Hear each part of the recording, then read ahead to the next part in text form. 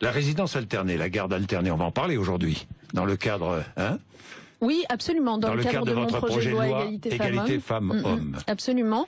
Tiens, vous avez repris mon expression, égalité femmes-hommes, hein, je remarque. Najat Vallaud-Belkacem.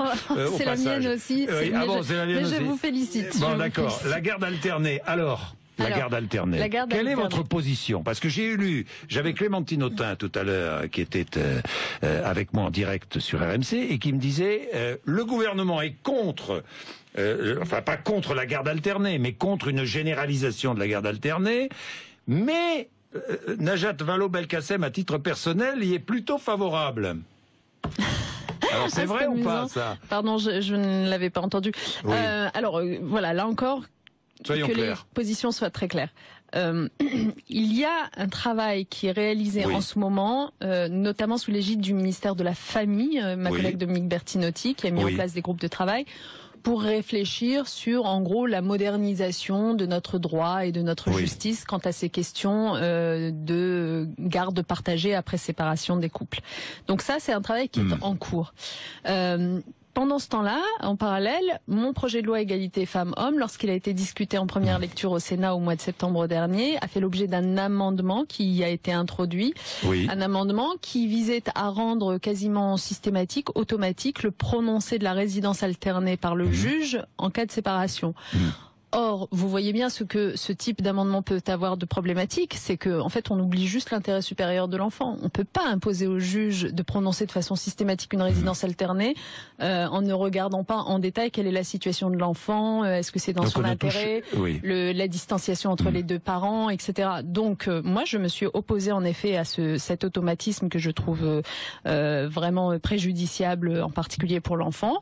Et donc, j'ai demandé à ce que cet amendement soit retiré de mon texte. Pourtant, c'est l'égalité femmes-hommes, la résidence alternée. Pour qu'il soit traité dans de bonnes conditions par les groupes de travail en cours dans le cadre de la loi famille, qui vont donc ramener ce sujet à nouveau sur le devant de la scène au bon moment, une fois qu'il aura été bien traité dans les moindres détails. Après, sur le fond, peut-être que c'est ça que Clémentine Autain voulait dire, sur le fond, c'est clair que moi j'estime qu'aujourd'hui, les pères doivent voir leur place reconnue dans la parentalité autant que les mères. Vous reconnaissez, puisque vous les poussez à prendre des congés parentaux. Absolument, c'est pour cela que la réforme du congé parental les incite à prendre leur part. Mais après, s'il y a séparation, ils n'auraient pas... la même possibilité d'élever l'enfant que la mère. En fait, moi je vais vous dire les choses autrement. Allez-y. Je dirais que moi j'entends absolument la revendication des pères de pouvoir être père autant que les mères sont mères. Ce sera jamais tout à fait autant parce qu'ils ne portent pas l'enfant, mais disons de prendre leur place de père dans la famille. Je l'entends absolument, je la soutiens, je la légitime. Comme je l'entends à ce point-là, je leur donne les moyens par la loi, notamment avec la réforme du congé parental, de s'imposer dans leur entreprise pour demander à pouvoir interrompre un moment leur carrière, à se mettre à 80% s'ils le souhaitent, pour s'occuper un peu de leur enfant.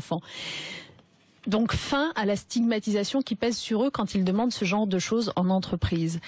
Et en même temps, ce dont je suis sûre, c'est que précisément le fait de leur permettre de s'occuper un peu de leur enfant dès le plus jeune âge de ce dernier va solidifier le lien père-enfant. Et dans les cas où quelques années plus tard le couple se sépare, le fait d'avoir solidifié le lien père-enfant comptera beaucoup. Pour dire les choses autrement, quand vous prenez les séparations aujourd'hui, vous vous rendez compte que les pères qui n'ont pas noué de lien très approfondi avec leur enfant au plus jeune âge, très souvent sont très vulnérables dans le lien avec l'enfant au moment de la séparation et quelques années plus tard, généralement, ne revoient même plus leur enfant. Donc, ils ont tout intérêt, les pères en question, à nouer un lien très solide et durable dès le plus jeune âge avec leur enfant, qui ensuite sera, impactera la suite de leur vie, qu'ils restent en couple ou qu'ils se séparent.